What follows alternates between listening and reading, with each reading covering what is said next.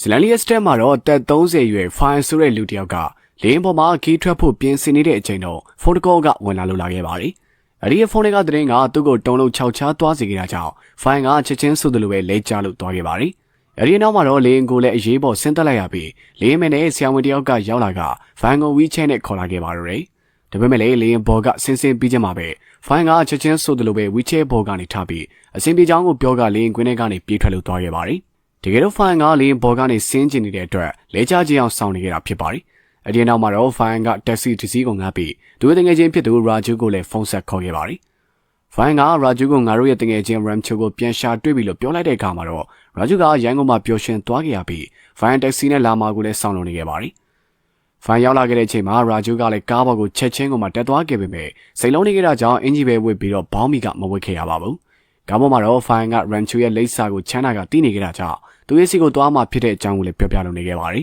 ။ဒီလိုနဲ့ပဲသူတို့နှစ်ယောက်စလုံးကသူတို့ကြောင်းတက်ခဲ့တဲ့ engineer ကိုလေးရဲ့အမိုးပေါ်မှာသူတို့ရဲ့ပြန်ပန်းအောင်ချမ်းသာနဲ့တွားရောက်တွေ့ဆုံခဲ့ကြပါတယ်။ဒီလိုဒါကလွန်ခဲ့တဲ့10နှစ်ကချမ်းသာနဲ့သူတို့တငယ်ချင်းတက်တိုက်လောင်ကြီးထက်ခဲ့တဲ့ဂတိတစ်ခုပဲဖြစ်ပါတယ်။စနေမလာ9ရက်နေ့မှာဘသူကပို့ပြီးတော့အောင်မြင်မလဲဆိုတာပြိုင်ဖို့အတွက်ချမ်းသာကသူတို့ကိုတမင်ခေါ်ယူခဲ့တာပဲဖြစ်ပါတယ်။ချမ်းသာကအခုဆိုရင်တော့ company ကြီးတစ်ခုရဲ့ဒုဥက္ကဋ္ဌဖြစ်နေခဲ့ပြီးတန်းကျက်တတိတယောက်ဖြစ်လုံနေခဲ့ပါပြီ။ဒါပေမဲ့လည်း file နဲ့ Raju အတွက်ကတော့ချမ်းသာရောက်မြင်မှုတဲ့အကြောင်းပြီးကလေးကအဆက်အသွယ်မရပဲပြောင်းကွယ်သွားခဲ့တဲ့ Ramcho ကိုပြန်တွေ့ဖို့ကသာအရေးကြီးဆုံးဖြစ်လုံနေခဲ့ပါတယ်။ချမ်းသာက Raju က Simla မှာရှိနေတဲ့ဆိုတဲ့သတင်းကိုပြောပြလိုက်ခဲ့တာကြောင့်ချမ်းသာရဲ့ကားနဲ့သူတို့အားလုံးကလည်း Simla စီကိုလည်းခီးထွက်လာခဲ့ကြပါတယ်။အဲဒီနောက်မှာတော့သူတို့ရဲ့ကိုလေးကျောင်းသားဘဝဖြတ်သန်းမှုတွေကိုပြန်ပြောပြထားပါတယ်ဗျ။ file ကဓပုံဆရာဖြစ်ချင်နေခဲ့ပေမဲ့သူ့ဖေရဲ့ဆန္ဒကြောင့်သာအင်ဂျင်နီယာကျောင်းတက်နေရသူတယောက်ဖြစ်ပြီးRaju ကတော့ဆင်းရဲတဲ့မိသားစုနောက်ခံကြောင့်အနာဂတ်အတွက်အမြဲကိုမှစိုးရိမ်ပူပန်နေရပြီးအင်ဂျင်နီယာကျောင်းကိုရောက်လာခဲ့တာပါ။ဒါပေမဲ့လည်းသူတို့နဲ့အခန်းပေါ်ဖြစ်လာခဲ့တဲ့ Rancho ကတော့သူတို့နဲ့လုံးဝကိုမှတူညီမနေခဲ့ပါဘူး။ Rancho နဲ့သူတို့ကစတဲ့ဆုံတွေ့ခဲ့တဲ့ဘုံကလည်းအတော်လေးကိုမှထူးခြားလွန်းပါတယ်ဗျ။ကျောင်းသားတွေရောက်လာခဲ့တဲ့ပထမအဆုံးညမှာစီနီယာတွေကဂျူနီယာတွေကိုအနိုင်ကျင့်တဲ့အလေးထားကရှိပါတယ်။စီနီယာတွေကကျောင်းသားတွေကိုအဝတ်စားတွေကိုချွတ်ခိုင်းပြီးဂါရပြုခိုင်းတဲ့အခါမှာအားလုံးကကြောက်လို့လိုက်လို့ကြတယ်ဆိုပေမဲ့ Rancho ကတော့ညှင်းဆန်လို့နေခဲ့ပါတယ်။သူဟာသူ့ရဲ့အခန်းထဲမှာသူကိုယ်တိုင်တောက်ခတ်ပြီးအထက်မှာအေးဆေးဆေးလေးနေခဲ့ပါတယ်။စီနီယာကောင်းဆောင်ကသူ့ကိုအပြင်ထွက်လာဖို့အမျိုးမျိုးချင်းချောင်းနေခဲ့ပေမဲ့ Rancho ကတော့အခန်းထဲကမထွက်ဘဲနဲ့တခုခုစဉ်းစားလို့နေခဲ့ပါတယ်။စီနီယာကျောင်းသားကြီးက Rancho ကိုအခန်းထဲကထွက်မလာဘူးဆိုရင်အခန်းထဲကရှိမှသေးနဲ့ပန်းမယ်လို့သတိပေးနေခဲ့ပေမဲ့ Rancho ကတော့လုံးဝကိုမှထွက်မလာခဲ့ပါဘူး။ဒါကြောင့်စီနီယာကျောင်းသားကသေးနဲ့ပန်းဖို့လုပ်တဲ့အခါမှာRancho ကလက်စစ်ဝိုင်းရကျိုးကိုဇွန်းနဲ့ချိတ်ဆက်ပြီးတကားအုပ်ကနေအသားလေးထိုးထည့်လိုက်ခဲ့ပါတယ်။စီနီယာကတကားကိုသေးနဲ့ပန်းလိုက်တဲ့အခါမှာတရားလက်စစ်ဝါယာကျိုးနဲ့ချိတ်ထားတဲ့ဇုံးဘော်ကိုချပြီးစီနီယာကြီးကလည်းဓာတ်လိုက်လို့သွားခဲ့ရပါတယ်။ဒါကိုကြည့်နေတဲ့သူတွေအားလုံးအပါအဝင်ဗာနဲ့ရာဂျူတို့ကလည်း Rancho ရဲ့ထူးခြားတဲ့ပင်ကိုစရိုက်ကြောင့်အထင်ကြီးသွားခဲ့ကြပါတယ်။နောက်တနေ့မှာတော့ကျောင်းရဲ့အစီကံကြီးလုံးနဲ့ကျောင်းကြီးဗီဒီယိုကရောက်လာခဲ့ပါတယ်။ကျောင်းသားတွေကတော့သူ့ကို virus လို့ပဲခေါ်ကြပြီးသူကဘဝဆိုတာပြိုင်ပွဲတစ်ခုပဲလို့ယုံကြည်တဲ့ရှေးရိုးဆွဲသမားဖြစ်ပြီးအချိန်ဖြုံးတာကိုအလုံးကမှမုန်းတီးတဲ့သူပါအချိန်ကုန်တက်တာအောင်အင်ဂျီမှာဂျေဒီစာကတ်ခေါ်တွေကိုတုံးတယ်လို့ငကတိုင်းကိုလည်းဂျေဒီနဲ့ပဲတုံးတာဖြစ်ပါတယ်ဗိုင်းရပ်စ်ကကျောင်းသားတစ်တွေကိုနစ်စင်တဲ့တိုင်းပေးနေကြမိကုန်းတစ်ခုကရှိပါတယ်ဗျအဲဒါကတော့အာဂတာထဲမှာရေးလို့ရတဲ့သိပ္ပံပညာရှင်တွေနေပေါင်းများစွာသူတင်နာလုပ်ပြီးတီထွင်ထားတဲ့အာဂတာရင်မှုသုံးဘောပင်အကြောင်းပဲဖြစ်ပါတယ်အဲဒီရဲ့ဘောပင်ကိုထူးချွန်တဲ့ကျောင်းသားကိုပေးမယ်လို့သူကကြွားဝါလိရှိပါတယ်ဗျအရင်နေ့တွေကဘယ်သူမှပြင်မမေးရဲပေမဲ့ Rancho ကတော့ဒေဗပညာရှင်တွေကဘာလို့အဲ့ဒါလောက်အကုန်ကြခံပြီးဘောပင်ကိုတီထွင်နေခဲ့ကြတာလဲခဲတန်းကိုတုံးရင်လည်းရတာပဲမဟုတ်ဘူးလားလို့မေးလိုက်တဲ့အခါမှာ virus တယောက်ကဆွန့်အားလို့သွားခဲ့ရပါတယ်အဲ့ဒီအမိကုန်းကြောင့်မလို့ကျောင်းကအလုပ်သမားလေးမီလီမီတာကတော့မှ Rancho ကိုထင်ကြီးသွားခဲ့တာပါ Rancho ကမီလီမီတာကိုကျောင်းဝတ်စုံဝယ်ဖို့ပတ်စံပေးပြီးဘယ်ကျောင်းကဘယ်တန်းမှမဆိုးခိုးဝင်ပြီးပညာသင်ဖို့အကြံပေးနေခဲ့ပါတယ်Rancho ကအခြားကျောင်းသားတွေလိုဆရာခိုင်းတာလုပ်တဲ့ရုပ်သေးရုံမဟုတ်ဘဲနဲ့အင်ဂျင်နီယာပညာရပ်ကိုတကယ်မျက်နှိုးတဲ့သူတစ်ယောက်ပဲဖြစ်ပါတယ်။ဒီနေ့မှာတော့ Rancho ကတန်းထဲမှာဆရာစာသင်နေတာကိုရိပ်မိသွားခဲ့တာကြောင့်ဆရာကစက်ပစ္စည်းရဲ့အဓိပ္ပာယ်ကိုလည်းမေးမြန်းလို့နေခဲ့ပါတယ်။ Rancho ကလူတိုင်းနားလည်မဲ့ဖြည့်ရှင်းချက်မျိုးကိုပေးခဲ့ပြီးတော့ဖြေခဲ့ပေမဲ့ဆရာကတော့လုံးဝကိုမှမကြိုက်ခဲ့ပါဘူး။အဲဒီအခါမှာအကြောင်းရဲ့စာချုပ်ဖို့ဖြစ်တဲ့ချမ်းသာကဘိုးလုံးမုတ်ပြီးတော့စာအုပ်ထဲကအတိုင်းအလွတ်ကျက်ပြီးတော့ပြောပြလိုက်တဲ့အခါမှာဆရာကပြည်စုံနေဆိုပြီးတော့ချီးကျူးလို့နေခဲ့ပါတယ်။ Rancho ကလည်းသူပြောခဲ့တဲ့အဓိပ္ပာယ်ကဘာသာစကားအသုံးမတူတာကလွဲလို့ချမ်းသာနဲ့အတူတူပဲဆိုပြီးတော့ပြန်ပြောလိုက်တဲ့အခါမှာဆရာကတော့ Rancho ကိုမောင်းထုတ်ခဲ့ပါတယ်။ Rancho ကခန်းထဲကနေထွက်ပြီးတော့ပြန်ဝင်လာတဲ့အခါမှာဆရာကပြန်ဝင်လာရတဲ့အကြောင်းရင်းကိုလည်းမေးမြန်းလို့နေခဲ့ပါတယ်။ Rancho ကလည်းစာအုပ်ရဲ့အဓိပ္ပာယ်ဖွင့်ဆိုချက်ကိုရွတ်ပြလိုက်ခဲ့ပြီးစာအုပ်ကျန်ကလေးပြန်လာယူတာပါလို့ပြောကပြေးထွက်လို့သွားရပါတယ်။ဆရာတွေက Rancho ကိုအတန်းထဲကမောင်းထုတ်ရင်တော့မှသူကအခြားခန်းတစ်ခုမှာခုံးဝင်ပြီးတော့ပညာသင်နေတတ်ပါတယ်။ တစ်ဖက်မှာလည်းနောက်ဆုံးနေ့ကျောင်းသားရိုင်ဟာကပါရမီရှိတဲ့ကျောင်းသားတစ်ယောက်ဖြစ်ပြီးရန်ချိုလိုပဲဆက်ပစ်စီတွေကိုတီထွင်ရတာကိုလည်းအလုံးမသဘောကျတာကြောင့်မလို့ drone design ကိုလည်းတီထွင်နေကြတဲ့သူတစ်ယောက်ဖြစ်ပါတယ်။ဒါပေမဲ့လည်းတမတ်ရက်ထက်နောက်ကျခဲ့တာကြောင့် virus ကသူ့ရဲ့ project ကိုကြီးဖို့ညှင်းဆိုခဲ့အောင်နဲ့မက Ryan Parkinson ကိုဖုံးဆက်ပြီးသူသားကဘွဲရမှာမဟုတ်ဘူးလို့ရရက်ဆက်ဆက်ကိုမှပြောဆိုခဲ့ပါတယ်။ Ryan ကစိတ်သက်ကြပြီးတော့သူ့ရဲ့ project ကိုလွန်ပစ်လိုက်ခဲ့ပေမဲ့ Rancho ကကောက်ယူပြီးတော့ drone မှာကင်မရာတစ်လုံးတက်ကပြန်လည်ပြုပြင်ပေးနေခဲ့ပါတယ်။ drone လေးအောင်မြင်မြင်ပြန်တက်လာတဲ့အချိန်မှာ Ryan ရဲ့ခန်းစီကိုလွတ်တင်လိုက်ခဲ့ပေမဲ့သူတို့မြင်လိုက်ရတာကတော့ကိုအဆုံးစီရင်သွားတဲ့ Ryan ရဲ့အလောင်းပဲဖြစ်ပါတယ်။ Ryan စာပနာမှာတော့ Rancho ကဒါကိုတက်သိတာမဟုတ်ပါဘူး။ကျောင်းရဲ့စနစ်ဆိုကတက်လိုက်တဲ့လူတက်မှုပဲလို့ virus ကိုလည်းပြပြလိုက်ပါတယ်။ဒီစကားကြောင့်မလို့ virus က Fire နဲ့ Raju ရဲ့မိဘတွေစီကို Rancho ကပေါင်းသိမရတဲ့သူတစ်ယောက်ဖြစ်တဲ့ကြောင့်စာရေးပြီးတော့တိုင်တန်းခဲ့ပါတယ်။ Fire ဖေက Rancho ကိုသူ့ရဲ့သားနဲ့ဝဲနေဖို့တတိပေးနေခဲ့ပေမဲ့ Rancho ကတော့နေရန်ဘော်ကဒေါ်ရန် Trace ဓပုံတွေကိုပဲစိတ်ဝင်စားကြည့်လို့နေခဲ့ပါတယ်။ဒီလိုနဲ့ပဲ Rancho က Fire က engineer ဖြစ်ချင်သူမဟုတ်ပဲဒေါ်ရန် Trace ဓပုံဆရာဖြစ်ချင်တာကိုသိသွားခဲ့ပြီး Fire ရဲ့အဖေကိုနားချဖို့လည်းကြိုးစားနေခဲ့ပါတယ်။အဲဒီနောက်မှာတော့သူတို့တငယ်ချင်း၃ယောက်က Raju ရဲ့အိမ်ကိုလည်းတွားလေခဲ့ကြပါတယ်။အဲဒီနောက်မှာတော့ Raju ရဲ့မိသားစုဝင်တွေဟာအလုံးကမှ CNN ပါနေကြတာကိုတွေ့လိုက်ရပါတယ်။ဖခင်ဖြစ်သူကလေဖြတ်ပြီးတော့အိမ်ရထဲမှာလဲနေခဲ့တယ်လို့အမဖြစ်သူကလည်းတင်တောင်းရမယ့်ငွေကြေးမရှိလို့အိမ်အောင်မပြုတ်နိုင်မဲ့နဲ့အသက်ကြီးလာခဲ့ရပါတယ်။မိသားစုရဲ့ဝန်ထမ်းဝင်ဖို့အားလုံးက Raju ပေါ်မှာကြားရောက်နေကြတာကြောင့်သူအနာဂတ်အတွက်အမြဲတမ်းကမှကြောက်လန့်နေရတာပဲဖြစ်ပါတယ်။ Raju ရဲ့မိကတော့ပွားစီလုံနေကြတာကြောင့် Raju ကလည်းပြင်းကိုထွက်သွားခဲ့ပါတယ်။ Raju ရဲ့မိကလည်းငိုယိုနေကြတာကြောင့် Rancho နဲ့ Fine တို့နှစ်ယောက်ကတော့အစားစားရင်းနဲ့အခက်တွေ့နေကြရပါတယ်။ Raju ရဲ့မိကမုံလုံးရင်းနဲ့လေဖြတ်နေတဲ့ယောက်ျားဖြစ်သူရဲ့ရင်ဘတ်ကိုမုံလုံးတဲ့ဒုံနဲ့အရာပြေအောင်ကုတ်ပေးတဲ့အခါမှာအဖိုးကြီးရဲ့ရင်ဘတ်ကအမွေးတမွေးပါလာခဲ့ပြီးအဲဒီအတုံးနဲ့ပဲမုံတွေကိုဆက်လုံနေကြတာကြောင့် Rancho တို့ကလည်းမျက်လုံးပြူးသွားခဲ့ရပါတယ်။အဲဒီနောက်မှာတကယ်ချင်း၃ယောက်သားဘိုက်စာတာနဲ့မင်္ဂလာဆောင်တစ်ခုတွေကိုဧည့်သည်ဖြစ်ဟန်ဆောင်ခုံးဝင်ပြီးတော့စားတော့ခဲ့ကြပါတယ်။အဲဒီမှာ Rancho က BR ဆိုတဲ့ကောင်မလေးနဲ့ဒမိုင်းချစ်သူကောင်လေးဆူဟက်တို့စကားပြောနေတာကိုသတိထားမိသွားခဲ့ပါတယ်။ဆူဟက်ကပစ္စည်းဥစ္စာကိုသာမှန်မောပြီးတော့လူသားဆန်မှုမရှိတဲ့သူဖြစ်မှန် Rancho ကရိပ်မိသွားခဲ့ပါတယ်။ဒါကြောင့် BR ကိုတသိပြဖို့အတွက်ဆူဟက်ရဲ့တမိုးကြီးဖနက်ပေါ်ကို sauce တွေကိုလောင်းချလိုက်ခဲ့ပါတယ်။ဆူဟက်ကလူကြားထဲမှာဖနက်ဈေးနှုန်းကိုအော်ဟစ်ပြီးတော့သူဖနက်ပေးသွားတဲ့အကြောင်းကိုပြောပြနေကြတာကြောင့် BR ကလည်း Rancho ရဲ့စူဇန်နိုင်ဇွမ်းကိုလည်းစိတ်ဝင်စားသွားခဲ့ပါတယ်။ဒါပေမဲ့လည်းကန်ဆိုတာတခုကအဲဒီရဲ့မင်္ဂလာဆောင်က virus ရဲ့သမီးကြီးမင်္ဂလာဆောင်ဖြစ်နေတာပါပဲ။ BR က virus ရဲ့သမီးဖြစ်မှန်သိလိုက်ရတဲ့အခါမှာသူတို့ငယ်ချင်း၃ယောက်ကလည်းပြဿနာတက်သွားခဲ့ရပါတယ်။ virus ကလည်း Fire နဲ့ Raju ကိုရုံးခန်းခေါ်ပြီး Rancho နဲ့မပေါင်းဖို့ကိုပြန်ပြောတဲ့အဖြစ်အခန်းပြောင်းမှုကိုပါပြောနေကြတာပါ။ Fire ကတော့အခန်းမပြောင်းခဲ့ပေမဲ့ Raju ကတော့စာချပိုးချမ်းသာရဲ့အခန်းမှာတွားနေခဲ့ပြီး Rancho တို့ကိုလည်းမခေါ်မပြောပဲနေခဲ့ပါတယ်။ဆာမွေဝဲနီလာခဲ့တဲ့အခါမှာပြိုင်ပဲဖြစ်သူချမ်းသာကကျောင်းသားတွေကစာထဲမှာအာယုံမရအောင်ညစ်ပတ်တဲ့နီလန်းတွေကိုလည်းတုံးနေခဲ့ပါတယ်။ Rancho ကဒါကိုမြင်သွားခဲ့ပြီးပညာပြန်ပေးဖို့လည်းဆုံးဖြတ်လိုက်ခဲ့ပါတယ်။ချမ်းသာကဟင်ဒီစကားမတက်ဘဲနဲ့ကျောင်းမတစ်ခုမှာမိန်ကုန်းပြောဖို့စာသားတွေကိုအလွတ်ကျက်ထားခဲ့ပါတယ်။ Rancho ကချမ်းသာရဲ့မိန်ကုန်းစာသားတွေကအထိပ္ပယ်ရှိတဲ့စကားလုံးချို့ကိုရိုင်းစင်းတဲ့စကားလုံးတွေနဲ့ခိုးပြီးတော့လဲလိုက်ခဲ့ပါတယ်။ဘွဲနေ့မှာတော့ချမ်းသာကအထိပ္ပယ်ကိုနားမလဲပဲနဲ့မိန်ကုန်းပြောရမှာတော့အားလုံးရဲ့ရှေ့မှာအကြီးကျယ်ကိုမှအဆက်ကွဲသွားခဲ့ရပါတယ်။အဲဒီနေ့မှာပဲချမ်းသာက Rancho ကိုအညိုတေးထားပြီးစနေကြရင်ဘယ်သူကပို့ပြီးတော့အောင်မြင်မလဲဆိုတာလောင်းကြီးထက်ခဲ့ကြပါတယ်။ရန်နိုင်ငံကြားတဲ့အခါမှာတော့ Rancho က PR နဲ့အမှန်မထင်ပဲထပ်မံဆုံးတွေ့ခဲ့ပါတယ်ဗျ။ Rancho က PR ကိုစူအန်နဲ့မကောင်းတဲ့စိတ်ဓာတ်ကိုထမက်တတိပြနိုင်ခဲ့လို့ PR ကလည်းစူအန်နဲ့လန်ခွဲလိုက်ခဲ့ပါတယ်။အဲဒီအနောက်မှာတော့ Raju ရဲ့အဖေကအရေးပေါ်အသက်အန္တရာယ်ဖြစ်နေတဲ့အချိန်မှာ Rancho က PR ဆရာမတယောက်ဖြစ်တဲ့အတွက်သူမကိုအကူအညီတောင်းခဲ့ပါတယ်။ PR ကတော့သူ့ရဲ့အဖေကိုအမြဲတမ်းစိတ်ဆင်းအောင်လုပ်နေတဲ့သူမလို့ Rancho ကိုတိတ်ပြီးတော့မကြည့်နေခဲ့ပါဘူး။ Raju ရဲ့အိမ်ကိုရောက်လာခဲ့တဲ့အခါမှာလူနာတင်ကားခေါ်ထားခဲ့တဲ့ဆိုပေမဲ့ရောက်မလာသေးတာကြောင့်မလို့ Rancho က PR ရဲ့ဆိုင်ကယ်နောက်မှာ Raju ရဲ့အဖေကိုတင်ပြီး PR နဲ့တူဆေးရုံကိုလည်းအချိန်မီပို့ဆောင်ပေးနိုင်ခဲ့ပါတယ်။ Raju ကရောက်ချင်းမှာတော့သူ့ရဲ့အဖေကိုဆိုင်ကယ်နဲ့တင်းခေါ်လာတာနဲ့ Rancho ကိုရန်ရှာခဲ့ပါတယ်။ဒါပေမဲ့လည်းဆရာဝန်ကဆိုင်ကယ်နဲ့ခေါ်လာလို့အချိန်မီတာဖြစ်တဲ့အကြောင်းကိုပြောပြလိုက်တဲ့အခါမှာ Raju ကလည်း Rancho ပေါ်မှာနားလည်မှုလွဲတာတွေကိုတောင်းပန်နေခဲ့ပြီးသူတို့၃ယောက်စလုံးကလည်းပြန်လည်အဆင်ပြေသွားခဲ့ကြပါရယ်။ PR ကလည်းတငယ်ချင်းတွေပေါ်မှာထားတဲ့ Rancho ရဲ့မြစ်တာကိုမြင်ပြီး Rancho ကိုလည်းချစ်မိသွားခဲ့ပါရယ်။ပထမနေ့ဆာမွေးပဲရလက်ထွက်လာတဲ့အခါမှာ Fire နဲ့ Raju တို့ကအောက်ဆုံးကနေကပ်ပါလာခဲ့ပေမဲ့ Rancho ကတော့တကြောင်လုံးမှာအမတ်အများဆုံးနဲ့ပထမရရှိလို့တွားခဲ့ရပါတယ်။ Virus နဲ့ Channel တို့အတွက်ကတော့ဒါအကြီးမားဆုံးအရှုံးတစ်ခုပါပဲ။လက်ရှိချင်းကိုပြောင်းလာတဲ့အခါမှာ Fire, Raju နဲ့ Channel တို့က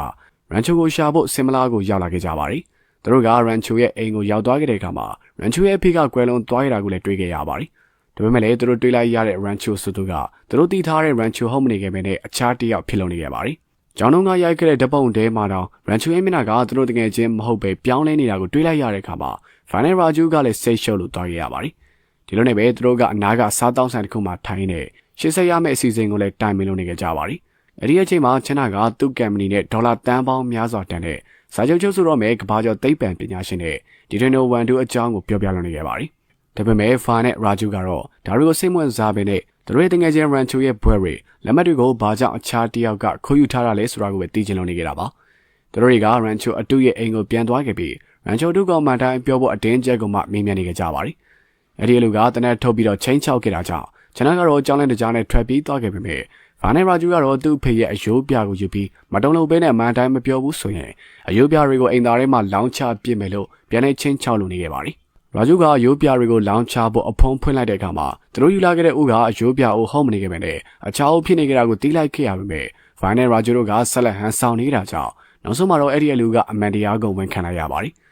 တကယ်တော့သူကသာရန်ချိုအစ်စ်ဖြစ်ပြီးသူတို့နဲ့အတူကြောင်းတက်ခဲ့တဲ့သူကတော့သူတို့ရဲ့အိမ်ကဥယျာဉ်မှုရဲ့သားချိုတီပဲဖြစ်ပါတယ်။ချိုတီကငယ်စဉ်ကလေးကညံကောင်းလုံးပြီးတော့ရန်ချိုရဲ့အိမ်စာတွေကိုလည်းကုလုပ်ပေးတဲ့နေရာကနေရန်ချိုရဲ့ဖေကသဘောကျသွားခဲ့ပြီးသူ့ရဲ့သားကိုစားဘွဲရအောင်ကြောင်းတက်ခိုင်းခဲ့တာပါ။စာချုပ်ရာအကြောင်းပြီးတာနဲ့အဆက်အသွယ်ဖြစ်ပြီးပျောက်ကွယ်ပေးရမှာဖြစ်ပါတယ်။စာချုပ်ရာအကြောင်းပြီးတာနဲ့အဆက်အသွယ်ဖြစ်ပြီးတော့ပျောက်ကွယ်ပေးသွားမှာဖြစ်ပါတယ်။ချိုတီကသူမထွက်ခွာခင်ပါလေ။အယူနီယောက်တော့ကျွန်တော်ကိုလာပြီးတော့ရှာပါလိမ့်မယ်လို့ပြောပြီးတော့ထွက်သွားခဲ့တာကြောင့်ရန်ချိုကဖာနိုကိုချိုတီရဲ့လိပ်စာပေးလိုက်ခဲ့ပြီးသူ့ရဲ့အကြောင်းကိုတော့ဘယ်သူမှပြန်မပြောဖို့တောင်းဆိုလိုက်ခဲ့ပါတယ်။အခုတော့ချိုတီရဲ့လိပ်စာအစ်စ်ကိုတီးလိုက်ခဲ့တာကြောင့်သူတို့တွေကချိုတီရဲ့လိပ်စာအတိုင်းထွက်ခွာလာခဲ့ကြပါတယ်။အဲဒီနောက်မှာဇလန်ကအတိတ်ကိုပြန်လည်ရောက်ရှိသွားခဲ့ပါတယ်။ကျောင်းနောက်ဆုံးနေ့မှာလောကန်ရှာဖွေကာလာကရောက်လာခဲ့ပါတယ်ဗျာ။ကျောင်းကြီးဗိုင်းရပ်စ်ကဖာနဲ့ရာဂျူကိုလူပုံလဲမှာရှုံးနေသူတွေလို့အဆက်ခွဲခဲ့ပြီးသူတို့နှစ်ယောက်ကဘယ်တော့မှအလုပ်ရမှာမဟုတ်ဘူးလို့နှိမ်ချပြောဆိုခဲ့တယ်လို့ရာဂျူသာလုပ်ရမယ်ဆိုရင်သူ့ရဲ့မုတ်စိတ်တွေအကုန်ရိပ်ပစ်မယ်ဆိုပြီးလောင်းကြီးထက်ခဲ့ပါရယ်။အဲဒီညမှာတော့တကယ်ချင်း၃ယောက်စလုံးကအမူးလွန်ပြီးတော့ဗိုင်းရပ်စ်ကိုလည်းအာခံဖို့ကြိုးစားခဲ့ကြပါရယ်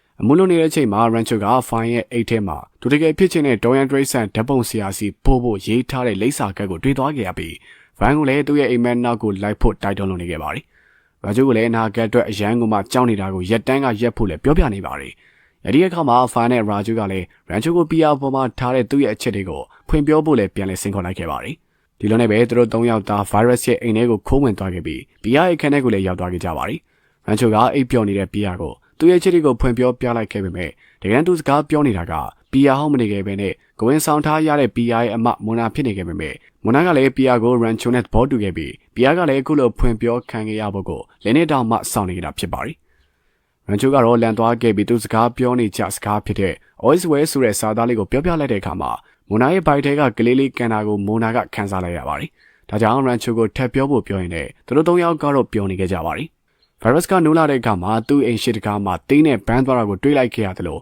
မောင်ရီထဲမှာရာဂျူရဲ့မျက်နှာကိုလည်းမှတ်မိသွားခဲ့ပါတယ်။ဒီလိုနဲ့ပဲသူတို့ကအဆောင်ကိုမပြန်မနဲ့စာတင်ကန်ထဲမှာဝင်ပုန်းနေခဲ့ကြပါတယ်။နောက်တနေ့တန်းထဲမှာအားလုံးစားလုံးနေတဲ့အချိန်မှာရာဂျူကတော့အမှုမပြေသေးဘဲနဲ့ပြောချင်တာတွေကိုလည်းရှောက်ပြောနေကြတာကြောင့်ဗိုင်းရပ်စ်ကသူ့ကိုရုံးခန်းခေါ်ပြီးတော့ကြောင်းထုတ်ပြလိုက်ခဲ့ပါတယ်။မိသားစုဝင်တော့ဝင်ပိုးရဲ့ဂျာကရာဂျူကမျောလင်းချက်ကင်းမဲ့သွားခဲ့ပြီးကိုအဆုံးစီရင်ဖို့ဆုံးဖြတ်ကကျောင်းရဲ့သုံးတက်ကနေခုန်ချခဲ့ပါတယ်။ကံကောင်းထောက်မဆာနဲ့ရာဂျူကအသက်ဘေးကနေလွတ်မြောက်ခဲ့ပေမဲ့ခန္ဓာကိုယ်တစ်ခုလုံးကအသက်ရှင်နေခဲ့ပေမဲ့မလုံနိုင်တယ်လို့ဖြစ်သွားခဲ့ရပါတယ်။ဆရာဝန်မလေးပီယာကရာဂျူကမြင်နိုင်ကြားနိုင်တာကြောင့်သူ့ကိုစိတ်ဓာတ်မြင့်တဲ့ဘေးမဲ့စကားတွေကိုပဲပြောဖို့အကြံပေးနေခဲ့ပါတယ်။အဲဒီအနေကစပြီးရန်ချိုနဲ့ဖိုင်နိုကရာဂျူကိုစိတ်ချမ်းသာအောင်ဒီမျိုးစုံနဲ့ကြိုးစားခဲ့ကြပါတယ်။ရာဂျူရဲ့မေလိုချင်တဲ့အဝတ်စားတွေကိုဝယ်ပေးတာဘာဒီရီလုပ်ပေးတာပြင်နောက်ဆုံးမှာရန်ချိုက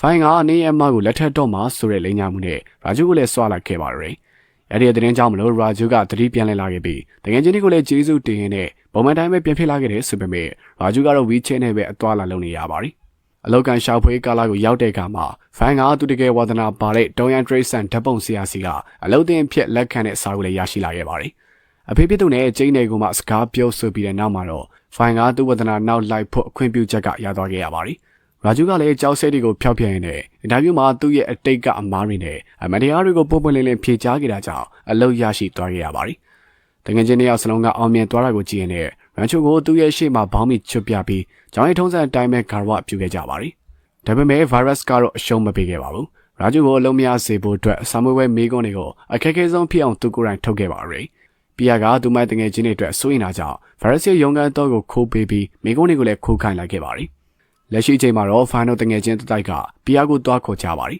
။ပီယာကပစ္စည်းမှတ်တဲ့ဆူရန်နဲ့လက်ထပ်ဖို့ပြင်နေခဲ့တာကြောင့်ရာဂျူကဆူရရဲ့အဝတ်ကိုမီးဖို့တိုက်တယ်လို့ဟန်ဆောင်ပြီးအင်ဂျီကိုလည်းပျက်စီးအောင်လည်းလုပ်ခဲ့လိုက်ပါတယ်။ ဖိုင်ကတော့ပီယာကိုနားချခဲ့ပါတယ်ဒါပေမဲ့ပီယာကအချိန်မမီတော့တာကြောင့်မင်္ဂလာဆောင်မဲ့နေရာကိုလည်းရောက်သွားခဲ့တဲ့အခါရာဂျူကသူတို့သားနေရာမှာဟန်ဆောင်ပြီးပီယာကိုလည်းရန်ဂျူရဲ့စီမှာလိုက်ခဲ့ဖို့ဆွဲဆောင်နေကြတာကြောင့်သူတို့အားလုံးကမင်္ဂလာပွဲကနေထွက်ပြေးလို့ရလာခဲ့ကြပြီးရန်ဂျူရဲ့စီကိုလည်းဦးတည်လာခဲ့ကြပါတယ်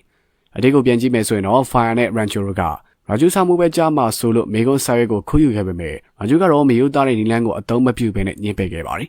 ဒါပေမဲ့လည်းဗိုင်းရပ်စ်ကတည်သွားခဲ့ပြီးသူတို့၃ယောက်စလုံးကိုလည်းကြောင်းထုတ်ပစ်လိုက်ခဲ့ပါတယ်ဒီလိုနဲ့ပဲသူတို့အားလုံးအထုပ်ပိုးတွေနဲ့ကြောင်းကနေထွက်ခွာရမယ့်အချိန်ကိုရောက်လာခဲ့ပါတယ်ဗိုင်းရပ်စ်ကိုင်းကိုပြောင်းလာတဲ့အခါမှာသမီးဖြစ်သူပီယာကသူတို့ရဲ့ကိုကြီးအဆုံးကမတော်တဆမှုနဲ့တေဆုံးသွားခဲ့တာမဟုတ်ဘဲနဲ့အင်ဂျင်နီယာဖြစ်ဖို့ဗိုင်းရပ်စ်ရဲ့အတင်းကျပ်ဖိအားပေးမှုတွေကြောင့်ကိုဆုံးစီရင်သွားခဲ့တာဖြစ်တဲ့အကြောင်းကိုပြောပြပြီးအိမ်ကနေလည်းထွက်သွားခဲ့ပါတယ်အဲ့ဒီနောက်မှာမိုးကတဲထန်စွာရွာသွန်းခဲ့ပြီးမြို့ထဲမှာရေကြီးနေတာကြောင့်ဗိုင်းရပ်စ်ရဲ့သမီးကြီးမိုနာကမိဖွားဖို့ဘိုင်းနာလာခဲ့ပေမဲ့ဆေးရုံသွားဖို့လမ်းတွေကပိတ်နေရပါတယ်။ကျောင်းကနေထွက်ခွာဖို့ပြင်နေတဲ့ရန်ချိုတို့အဖွဲ့ကဒါကိုမြင်သွားခဲ့ပြီးကူညီဖို့လည်းဆုံးဖြတ်လိုက်ခဲ့ပါတယ်။ပီယာကဖုန်းထဲကနေတစ်ဆင့်လမ်းညွှန်ပေးပြီးရန်ချိုကမိုနာကိုစပွဲတင်တင်းနစ်ခုံပေါ်မှာအသားလေးလဲချပေးခဲ့ပါတယ်။မိုနာကအားနေနေခဲ့ပြီးတော့အသက်ရှူရခက်နေကြတာကြောင့်ကလေးကိုပြင်ထွက်လာအောင်လေးစုပ်ခွက်ကိုတုံးဖို့လွှဲလာခဲ့ပါတယ်။ရန်ချိုကပီယာပြသတဲ့ပုံစံတိုင်းပဲကျောင်းဝင်းထဲမှာရှိတဲ့ဖုံဆုပ်ဆက်ကိုတေချာချင်းစအသုံးပြုပြီးမိုနာရဲ့သားလေးကိုလည်းအောင်မြင်စွာမိဖွားနိုင်ခဲ့ပါတယ်။အပြင်ထွက်လာခဲ့တဲ့အခါမှာကလေးကမငိုပေမဲ့ရာဂျူရဲ့ OS ဝဲဆိုတဲ့ပြောတန်ကိုကြားလိုက်ခဲ့ရပြီးကလေးကလှုပ်လာခဲ့ပါတယ်။အဲဒီအခါမှာရန်ဂျိုကအကုန်လုံးကို OS ဝဲလို့ပြောဖို့တောင်းဆိုနေခဲ့ပြီးအကုန်လုံးဝမ်းပြောလိုက်တဲ့အခါမှာကလေးကတန်ထွက်ပြီးတော့ငိုလာခဲ့ပါတယ်။ရန်ဂျိုကအကြောင်းကနေထွက်ခွာလာတော့မယ့်အချိန်မှာဗိုင်းရပ်စ်ကသူ့ကိုတားပြီးတော့ထူးချွန်တဲ့ကျောင်းသားတွေအတွက်သူတင်ထားတဲ့အာကသရေမှုသုံးဘောပင်ကိုလက်ဆောင်ပေးခဲ့ပါတယ်။ဒါပေမဲ့ရန်ချိုကအကြောင်းစားတက်ချိန်ကမေးခဲ့တဲ့ဘာလို့ခဲတဲ့မတုံးတာလဲဆိုတဲ့မိကုံးကိုလည်းအာကသားထဲမှာခဲတန်ဇာတွေကလွင့်ပြနေမယ်ဆိုရင်အနေရှိနိုင်တယ်လို့ဖြစ်ကြောင်းကိုလည်းဖြေကြားခဲ့ပါတယ်။နောက်ဆုံးမှာတော့ဗိုင်းရပ်စ်ကတငယ်ချင်း၃ယောက်လုံးကိုခွင့်လွှတ်ပေးခဲ့ပြီးဇာမိုဝဲဖြစ်ဆိုခွင့်ကိုလည်းပေးလိုက်ခဲ့ပါတယ်။ဇာမိုဝဲရလက်ကထွက်လာခဲ့တဲ့အခါမှာရန်ချိုကထုံးစံအတိုင်းပဲတစ်ချောင်းလုံးမှာပထမရရှိခဲ့ပြီးဘွယ်င်းသပင်ခန်းနာကိုလည်းတက်ရောက်ခဲ့ပါတယ်။ဒါပေမဲ့လည်းခန်းနာပြီးတဲ့အခါမှာရန်ချိုကဘယ်သူမှမပြောဘဲနဲ့တက္ကစီတစ်စီးနဲ့ထွက်ခွာသွားခဲ့တာပါ။ဒါဖာနဲ့ရာဂျူတို့သူတို့ရဲ့တငယ်ချင်းရန်ချိုကိုနောက်ဆုံးချိန်မြင်တွေ့လိုက်ရခြင်းပဲဖြစ်ပါတယ်။လုံနေတဲ့စေစုနဲ့အတွင်းမှာဖာနဲ့ရာဂျူတို့ကရန်ချိုကိုနီမျိုးစုံနဲ့ရှာဖွေခဲ့ကြပေမဲ့အခုမှသာလိပ်စာအစစ်မှန်ကိုရရှိခဲ့ကြတာပါ။သူတို့ရောက်သွားခဲ့တဲ့နေရာကလက်ဒက်ဒေတာကလာပါတဲ့ကန်ကြီးတစ်ခုနားမှာတည်ရှိနေခဲ့ပြီးရန်ချိုကိုရိုင်းတီထောင်ထားတဲ့ထူးခြားတဲ့ကြောင်းလေးတစ်ကြောင်းပဲဖြစ်လုံနေပါတယ်။အဲဒီမှာသူတို့ကငငယ်ကအကြောင်းမှာအလုံးလုံးခဲ့တဲ့မီလီမီတာနဲ့ပြန်လဲဆွန်တွေ့ခဲ့ကြပါတယ်ဗျာ။မီလီမီတာကအခုဆိုရင်လူလားမြောက်နေပြီဖြစ်ပြီးရန်ချိုကသူ့ကိုပညာသင်ပေးဖို့ဒီကြောင်းကိုလည်းခေါ်ဆောင်လာခဲ့တာဖြစ်ပါတယ်။ပီယာကမီလီမီတာရဲ့လမ်းညွှန်မှုနဲ့ရေကန်နားမှာကလေးတွေကိုစာသင်ပေးနေတဲ့ရန်ချိုစီကိုဆိုင်ငယ်စီးပြီးတော့တွားခဲ့ကြပါတယ်။သူမကရန်ချိုကိုမြင်မြင်ချင်းမှာပဲလွမ်းလွန်လို့ပါတစ်ချက်ကိုလည်းရလိုက်ခဲ့ပြီးအိမ်အောင်ကြပြီလားကြီးစားရပြီလားမေဘီကမှအနမ်းတွေကိုလည်းဖက်လိုက်ခဲ့ကြပါတယ်။မကြခင်မှာပဲဖိုင်နဲ့ရာဂျူတို့ကရောက်လာခဲ့ကြပြီးသူတို့ကိုဆက်သွယ်ဖြတ်ပြီးတော့ပစ်ထားခဲ့တဲ့အတွက်ရန်ချိုကိုလည်းဝိုင်းဝန်းတမခဲ့ကြပါရယ်။ဒါပေမဲ့လည်းတကယ်ချင်းတွေဖြစ်တဲ့အတွက်ရိုက်နှက်ပြီးတဲ့အခါမှာတော့အချင်းချင်းဖက်ကအလွမ်းသေးခဲ့ကြပါရယ်။အဲဒီအချိန်မှာပဲအောင်မြင်လာပြီလို့ကိုထင်နေတဲ့ချမ်းသာကရောက်လာခဲ့ပါတယ်။သူကရန်ချိုကိုရိုးရိုးကြောင်းစရာလေးတယောက်ဖြစ်နှိမ်ချဆက်ဆံပြီးသူ့ရဲ့တန်းထဲကြီးတဲ့လာစာနဲ့ရန်ချိုရဲ့လာစာ9000လောက်ကိုနိုင်ရှင်ကလောင်ပြောင်းခဲ့ပါရယ်။ဒါဒီမကောက်သေးပဲနဲ့ရန်ချိုရဲ့စီမှာရှိတဲ့ဗိုင်းရပ်စ်ရဲ့ဘောပင်ကိုပါလူယူသွားခဲ့ပြီးရန်ချိုကိုရှုံးနေသူလို့လည်းသမုတ်ခဲ့ပါရယ်။နောက်ဆုံးမှာတော့တကယ်ချင်းတွေကရန်ချိုရဲ့နာမည်အရင်ကိုမေးမြန်းတဲ့အခါမှာသူတို့ရဲ့တကယ်ချင်းရန်ချိုကအခြားသူမဟုတ်ဘဲနဲ့ချမ်းသာတယောက်စာချုပ်ချုပ်ဖို့အသေးအံကိုမှရှာဖွေနေရတဲ့ကဘာချိုတီထွင်သူသိပ္ပံပညာရှင်ကြီးဖူဆုဝန်ဒူးဖြစ်နေလို့ပါပဲ။ဒီလိုနဲ့ဝန်ဒူးကချမ်းသာရဲ့ဖုန်းကိုခေါ်လိုက်ခဲ့ပြီးသူဘယ်သူလဲဆိုတာကိုအသိပေးလိုက်တဲ့အခါမှာချမ်းသာတယောက်ကတော့ကျောင်းရဲ့အစံလာအတိုင်းပဲဘောင်းမီချုပ်ပြီးတော့လက်မှတ်ထိုးပေးဖို့အတွက်ဝန်ဒူးကလည်းတောင်းဆိုလိုက်ခဲ့ပါရယ်။ဇလန်လီရဲ့အဆုံးသတ်မှာတော့တကယ်ချင်း၃ယောက်နဲ့ပီယာဟာလည်းလာပါတဲ့ရေကန်အနားမှာပျော်ရွှင်စွာပြေးလွှားနေနေပဲ always way ဆိုတဲ့အတိုင်းဘဝရဲ့အဓိပ္ပာယ်အစစ်မှန်ကိုရှာဖွေတွေ့ရှိသွားကြပါရယ်ဗျာ။ကျွန်တော်ခု recap ပြုလို့ပေးသွားတဲ့ 3 idiots ဆိုတဲ့အိန္ဒိယဇာတ်ကားဟာမိတ်ဆွေတို့ကတော့ပညာရေးအများကြီးရသွားလိမ့်မယ်လို့ကျွန်တော်ကတော့ထင်မြင်ယူဆမိပါတယ်။ဒီစကားလေးမှာပေးခြင်းတဲ့သတင်းစကားတွေကအများကြီးကိုမှရှိပါတယ်ဗျ။ဒါကိုကျွန်တော်အချက်လေးတွေနဲ့ပြောပြပေးသွားပါမယ်။အောင်မြင်မှုကမလိုက်ပါနဲ့။အရေးချင်းကိုပဲပြေးဝအောင်ကြိုးစားပါ။ဒါကတော့ဇလိုက်ရန်ချိုအမြဲပြောနေကြစကားလေးပါပဲ။ကိုလိုတဲ့လုံးမှာတကယ်ကိုမှတက်ကျွမ်းနားလဲပြီးထူးခြားလုံးမဲ့ဆိုရင်အောင်မြင်မှုဝင်ငွေနဲ့ကွန်တနစ်တွေဆိုတာကနောက်ကနေအလိုလိုလိုက်လာပါလိမ့်မယ်လေ။ပညာရေးဆိုတာလွတ်ကျက်မဲ့ဖို့မဟုတ်ပါဗျ။ကျောင်းပညာရေးမှာအမတ်ကောင်းဖို့တက်စာရီကိုကြက်တူရွေးလို့လွတ်ကျက်နေတာထက်စာရေးလိုရင်းကိုတကယ်နားလည်အောင်သင်ယူပြီးတော့လက်တွေ့သုံးချတတ်ဖို့ကပို့ပြီးတော့ရေးကြည့်ရဲဆိုတာကိုတေချာလေးပြသထားပါတယ်။ဂျာရီရဲ့စာလို့ကျက်တဲ့ပုံစံနဲ့ရန်ချိုရဲ့နားလည်အောင်သင်ယူတဲ့ပုံစံကိုနိုင်ရှင်ပြသသွားတာကအတော်လေးကိုမှထီမီလောင်ပါတယ်။ကိုဝဒနာပါတာကိုအလေးထားပါ။ဇက်ကောင်ဖိုင်လို့ပေါ့ဗျာ။ မိဘတွေဖြစ်စေခြင်းနဲ့အင်ဂျင်နီယာလမ်းကြောင်းကိုအတင်းရှောင်နေရတာထက်ကိုတကယ်ကိုမှဝါသနာပါတဲ့ဓပုံဆရာဘွားကိုရွေးချယ်လိုက်တဲ့အခါမှာပိုပြီးတော့ပျော်ရွှင်အောင်မြင်ရတယ်ဆိုတာကိုမိမောင်းထိုးပြလို့ထားပါသေးတယ်။ကိုချေရတဲ့အလုပ်ကိုလုပ်တဲ့အခါမှာအလုပ်ကအလုပ်နဲ့မတူဘဲနဲ့ပျော်စရာကြီးဖြစ်နေတတ်ပါတယ်။ PR ရဲ့ကြားထဲမှာမွန်းကျက်မနေပါနဲ့။ကျောင်းတွေလုပ်ငန်းခွင်တွေမှာအမတ်တွေပြိုင်ဆိုင်မှုတွေနဲ့ PR ရဲ့ကြားထဲမှာမွန်းကျက်မနေဖို့ကိုလည်းတတိပေးထားလို့နေရပါသေးတယ်။ဘဝဆိုတာကပြိုင်ပွဲတစ်ခုမဟုတ်ပါဘူးဗျ။အခက်အခဲတွေကြုံလာခဲ့ပြီဆိုရင်တော့မှစိတ် PR တွေကိုရှော့ချပြီးအရာရာကိုအကောင်းမြင်စိတ်နဲ့ရင်ဆိုင်ဖို့ Always well ဆိုတဲ့စကားလေးကတကယ်ကိုမှခွန်အားဖြစ်စေပါရီ။နောက်ဆုံးအနေနဲ့ကတော့ဘဝမှာမိတ်ဆွေကောင်းရှိဖို့ဘလောက်ထိတောင်မှအရေးကြီးလဲဆိုတာပါပဲ။အခက်အခဲကြုံလာတဲ့ခါတိုင်းမှာတယောက်ကိုတယောက်နောက်ဆုတ်မသွားဘဲနဲ့ဘေးမှာကူညီကြတဲ့တငယ်ချင်း၃ယောက်ရဲ့တန်ရုံးစင်နဲ့ပေးဆိုင်မှုတွေကရန်ကုန်မှာကြီးနှုတ်ဖို့ကောင်းတယ်လို့အတူယူစရာလဲကောင်းလို့လာပါရီ။ Recap လေးကတော့ဒီလောက်ပါပဲဗျာ။